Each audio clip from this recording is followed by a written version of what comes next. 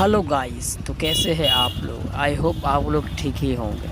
आप सब ने सारेगामा हम भोजपुरी चैनल से आज पवन भैया का जो एक झलक रिलीज हुआ था, यानी मोशन पोस्टर जिसको बोला जाता है, वो आया था जो 6 घंटा में 1,02,000 व्यूज़ उस पर आ चुका है, शो कर रहा है। क्योंकि जब 1 लाख दिख रहा है तो इसका मतलब ज़रूर ये मिनिमम नहीं भी कम से कम तो 5-7 लाख इस पे आया होगा व्यूज़। और आप सब देख सकते हैं, बहुत बड़ी बात है क्योंकि एक मोशन पोस्टर ट्रेंडिंग नंबर 18 में पावर स्टार पवन सिंह का जो ये मोशन पोस्टर है, जो खाली सिर्फ उसमें ये है 13 तारीख को 13 सितंबर 11 बजे AM में रिलीज़ ये गाना होगा।